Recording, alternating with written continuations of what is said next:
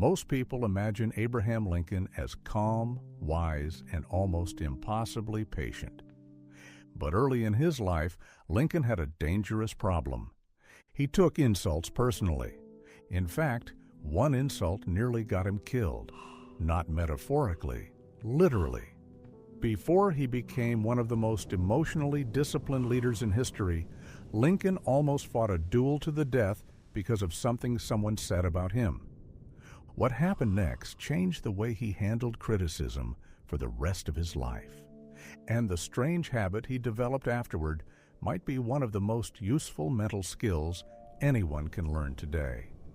Because in our time, insults are everywhere. A comment online, a passive-aggressive coworker, someone dismissing your ideas in a meeting. And even when the words are small, the reaction inside us is not.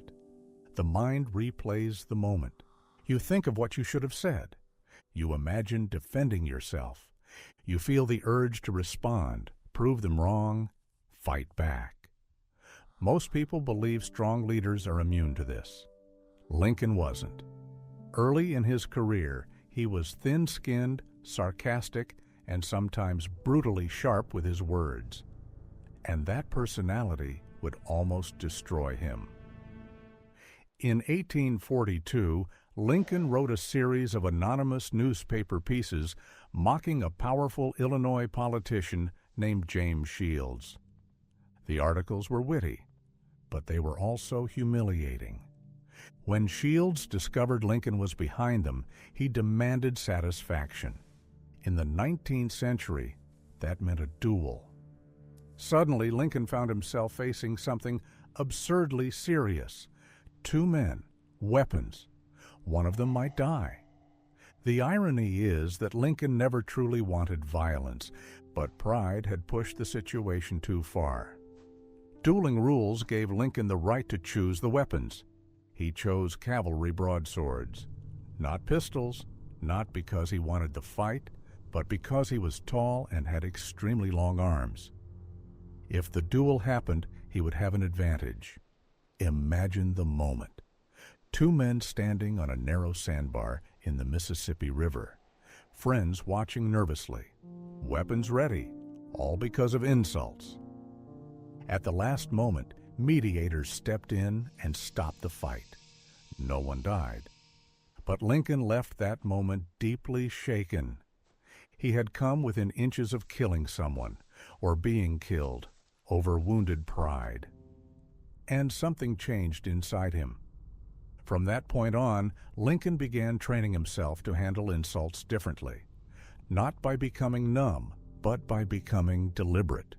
One of the strangest habits he developed was something historians later called the hot letter. Whenever Lincoln was angry at someone, he would write them a furious letter, not a polite one, a brutal one. He would say everything he wanted to say, every insult, every frustration, every sharp thought.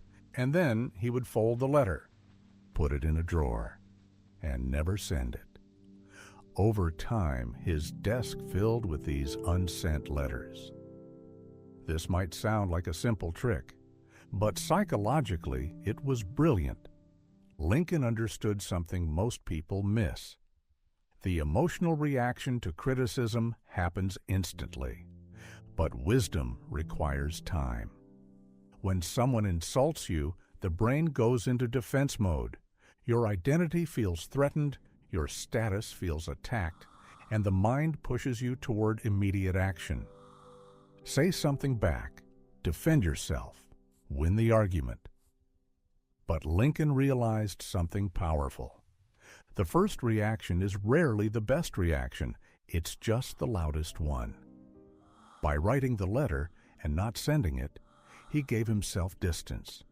Distance from anger, distance from pride, distance from the impulse to escalate. By the next day, the words usually look different, less important, less urgent, sometimes even embarrassing. And the insult that once felt unbearable suddenly didn't matter at all. This wasn't weakness, it was emotional strategy. Because Lincoln understood another uncomfortable truth about criticism. Not all insults deserve your attention.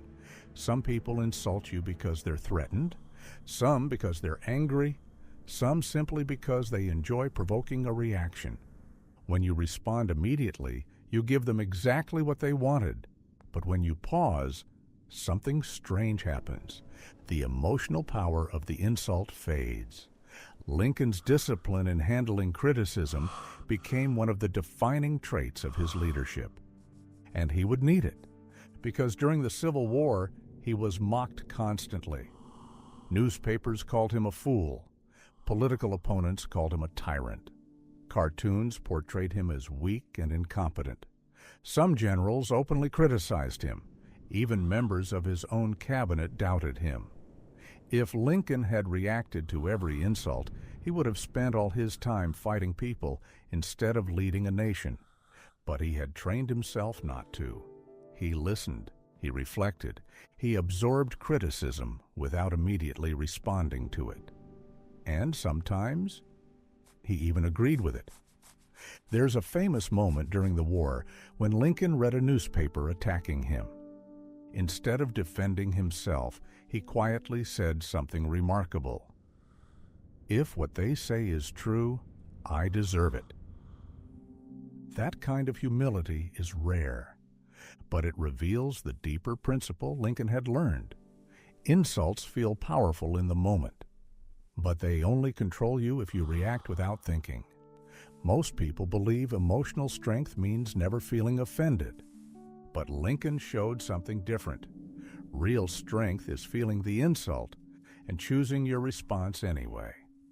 Today, the battlefield isn't a sandbar with broadswords. It's social media, workplaces, conversations, group chats. Opinions fly constantly, and every one of them invites a reaction. But the person who reacts instantly is usually the one who loses control. Lincoln's quiet habit of writing unsent letters reminds us of something simple and uncomfortable. Not every fight deserves your energy. Not every insult deserves your voice. Sometimes the most powerful response is time. Time to think.